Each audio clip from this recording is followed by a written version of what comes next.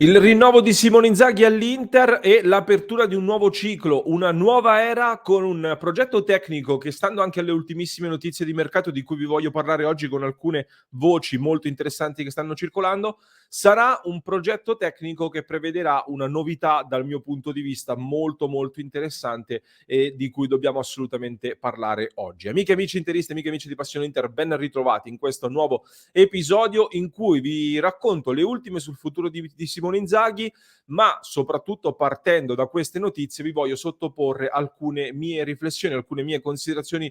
personali su quello che è stato il cammino di Simone Inzaghi all'Inter in questa prima stagione e soprattutto su che cosa possiamo aspettarci in vista del prossimo futuro. Perché è vero che c'è ancora uno scudetto in bilico, si deciderà soltanto all'ultima giornata e io personalmente non vedo l'ora di arrivare a questa partita perché l'attesa mi sta logorando e io da cuore nerazzurro, finché la matematica dice che siamo ancora in corsa,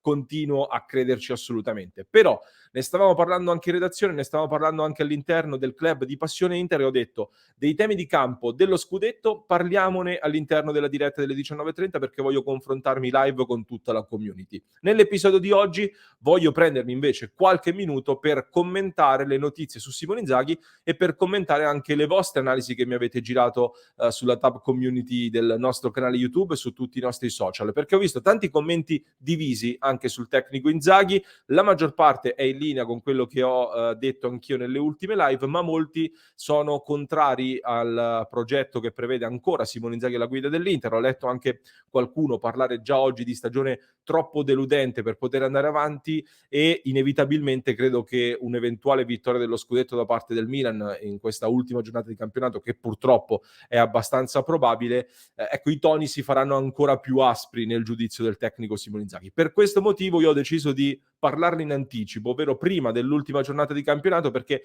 il mio giudizio, le mie opinioni non cambieranno in base a quello che sarà il risultato dell'ultima partita, o almeno non cambieranno in maniera sostanziale, chiaramente. Quindi voglio fare insieme a voi un bilancio sull'annata di Inzaghi in previsione di quello che potrà poi accadere, partendo come sempre dalla notizia, ovvero i principali quotidiani in queste ore l'hanno rilanciata nuovamente, una notizia che è piuttosto confermata ormai da tutte le parti, ovvero subito dopo la fine del campionato, quindi nell'ultima settimana di maggio, ci sarà un incontro tra mister Simone Inzaghi e la dirigenza dell'Inter, con incluso anche il presidente Steven Zang, per rinnovare il suo contratto, che attualmente è scadenza nel 2023, prolungandolo, dovrebbe essere prolungato al 2024 con opzione per il 2025 e un ritocco verso l'alto dell'ingaggio. Sarebbe da questo punto di vista anche una specifica richiesta da parte del presidente Zhang che, come aveva già dimostrato anche con il tecnico Luciano Spalletti, non ama lavorare con dei professionisti vicini alla scadenza del contratto e quindi intende portare la durata dell'accordo con Simone Inzaghi in linea con quelli che sono anche i contratti appena firmati dai dirigenti Marotta, Ausilio e Baccin. Un segnale, secondo me, di continuità nella programmazione tecnica e sportiva che risulta essere molto importante. A me questa cosa piace molto. A tal proposito, con l'occasione ci sarà anche un vertice di mercato che vedrà mister Simone Inzaghi comunque in un ruolo importante e in questo vertice di mercato si entrerà nel vivo delle varie operazioni che vedranno l'Inter protagonista fin da subito e adesso vi racconto qualcosina. Prima però un passo indietro, perché personalmente sono molto favorevole alla conferma di Simone Inzaghi sulla panchina dell'Inter. Innanzitutto io ero già d'accordo con la sua scelta l'anno scorso, perché vedevo in Inzaghi un normalizzatore, passatemi questo termine, dopo 2 anni vissuti a 100 all'ora anche dal punto di vista comunicativo con Antonio Conte. Non è una critica ad Antonio Conte, è una mia opinione che avevo allora e che confermo anche oggi. Allo stesso tempo però era anche un allenatore che dal punto di vista tecnico poteva proseguire e portare avanti il progetto tecnico di Conte, pur intraprendendo una strada che poi si è rivelata comunque differente, perché l'Inter di Inzaghi poggia sicuramente le basi su quella di Antonio Conte, ma poi oggi ha una filosofia sua, ha un gioco suo e si è sviluppata sicuramente in maniera differente, ottenendo dei risultati comunque anche molto importanti o addirittura come in Champions, in Coppa Italia, migliori di quelli che erano stati l'anno scorso e al primo anno di Conte. Senza che sto ad elencare tutto quello quello che è stato quest'anno, già portare a casa 2 trofei, però secondo me dopo 10 anni di nulla non può essere, secondo me, ridimensionato con un semplice: ma noi siamo l'Inter", perché anche nell'ultimo decennio, nel decennio scorso eravamo l'Inter e, abbiamo festeggiato 3 mesi per un quarto posto ottenuto all'ultima giornata. Quindi anche questi 2 trofei vanno, giustamente esaltati, va data una dimensione importante all'interno della storia recente nerazzurra. Poi è chiaro, lo scudetto al Milan sarebbe una grande delusione, ma su questo poi ci torneremo. Dal punto di vista tecnico, secondo me Inzaghi con la sua filosofia di gioco, con il suo stile di gioco, ha portato l'Inter ad esprimersi in un modo che personalmente ho visto raramente da quando seguo l'Inter.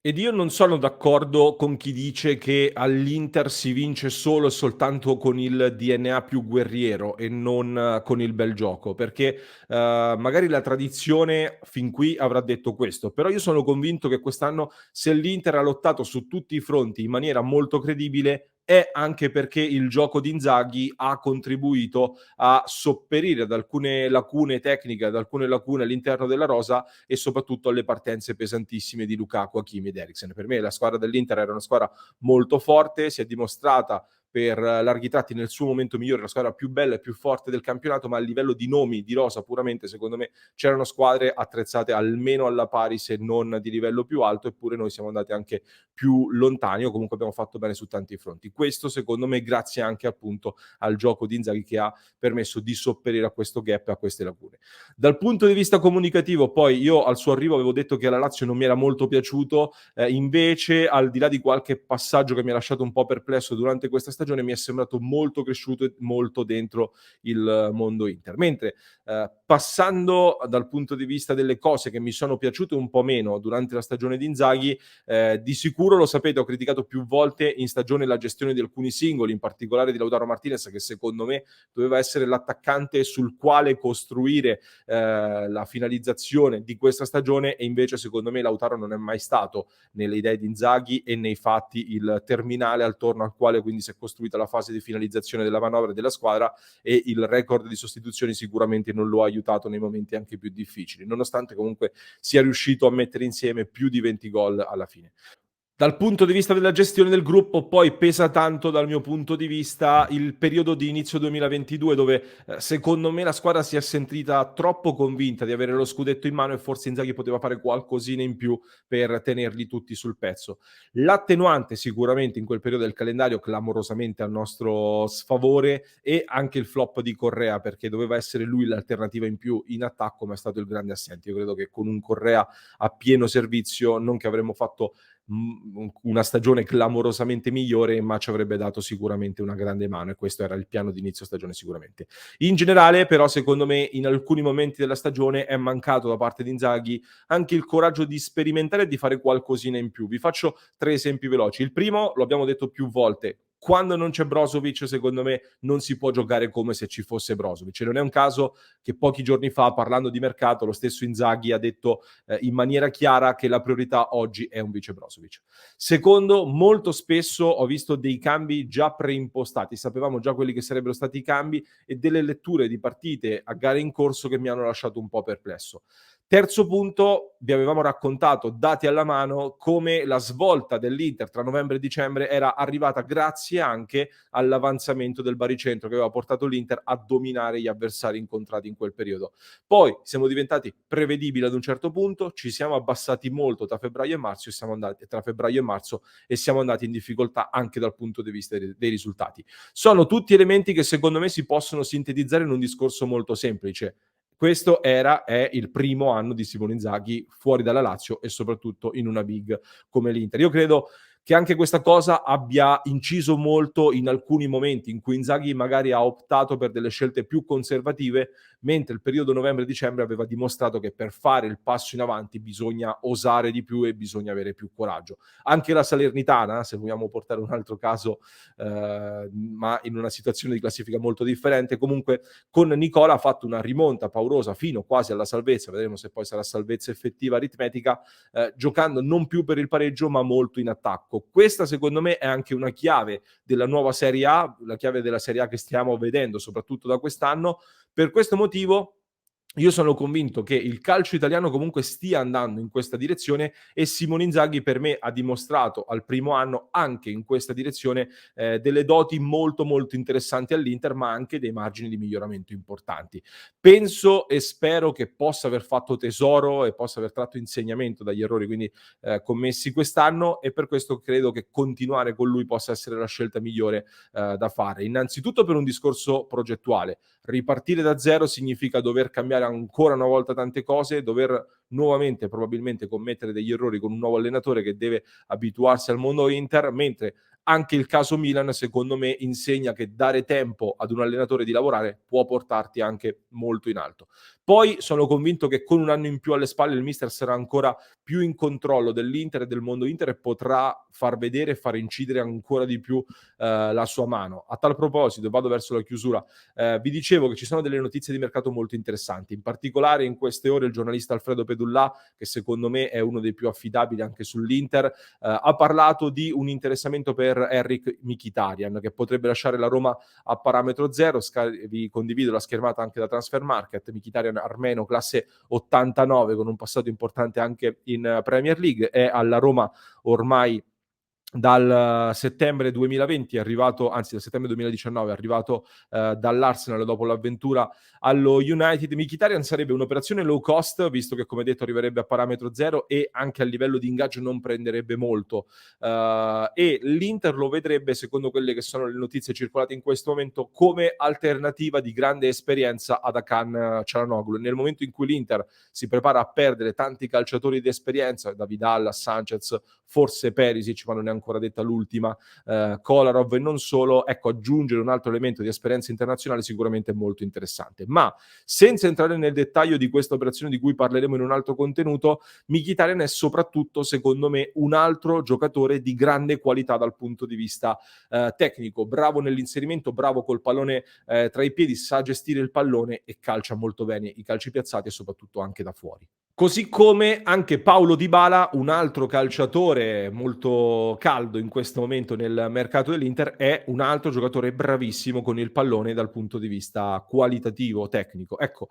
io ho sempre detto che sogno di vedere un Inter con tanta cattiveria agonistica in campo, con giocatori che mangiano letteralmente il campo. Questi nomi però comunque mi sembrano molto interessanti nell'ottica di dare all'Inter uno spessore tecnico molto elevato con tanti giocatori bravi col pallone, cioè al di là del Mkhitaryan stesso o di Dybala di cui ho fatto i nomi e gli esempi che vi ho portato in questo momento, puntare su giocatori con queste caratteristiche secondo me è un segnale piuttosto chiaro della strada che si vuole intraprendere. E anche se non sarà l'Inter che sognavo io, cattivissima e agguerrita, eccetera, eccetera, comunque personalmente benedico questa direzione perché è una direzione tecnica ben precisa, scelta e che sulla carta ricalca quelle che sono anche le caratteristiche che Simone Inzaghi ha dimostrato di saper mettere in evidenza e di saper ottimizzare. Mi dà quindi una forte sensazione di unità di intenti tra allenatore, società e squadra che per me è sempre molto importante. Quando c'è una squadra tecnica sportiva così unita e c'è una direzione così chiara e netta, per me è sempre un segnale positivo. Considerando poi, e vado veramente verso la chiusura, che la Juventus sembra che stia costruendo un instant team per vincere subito l'anno prossimo. Il Milan potrebbe rafforzarsi con i soldi dello scudetto, il Napoli torna in Champions, la Roma e la Lazio si stanno già iniziando a muovere per rafforzarsi. Sarà un campionato bello agguerrito anche quello dell'anno prossimo e credo che proseguire su una strada già tracciata, che abbiamo già imparato a conoscere, aumentando inoltre la fiducia nel progetto del tecnico, potrà essere un valore sicuramente aggiunto molto importante, anche al netto di eventuali partenze che potrebbero esserci durante quest'estate. Un po' come è successo quindi l'anno scorso. Certo che se poi per caso dovessimo anche vincere questo scudetto all'ultima giornata, partiremo ovviamente da tutto un altro livello. Ma questo lo vedremo, ci mancano poche ore d'attesa e poi lo sapremo. Fatemi sapere se siete d'accordo anche voi con questo mio bilancio su Simone Inzaghi e su quello che potrà accadere poi da qui in avanti e su quelle che sono le aspettative. Iscrivetevi al canale se mi avete seguito fino a qui, così potrete seguire insieme a noi la diretta delle 19:30 e se mi avete seguito fino a questo punto fatemelo sapere, come al solito facciamo l'emoji del pollice alzato in maniera molto semplice, aspetto nei commenti l'emoji del pollice alzato. Vi ringrazio per avermi seguito, vi ricordo passioneinter.club per entrare a far parte della nostra splendida community di interisti all'interno del nostro club che sostiene il progetto Passione Inter ed è una grande community con interisti da tutto il mondo. Mi raccomando, vi aspetto nel club e ci vediamo al prossimo contenuto.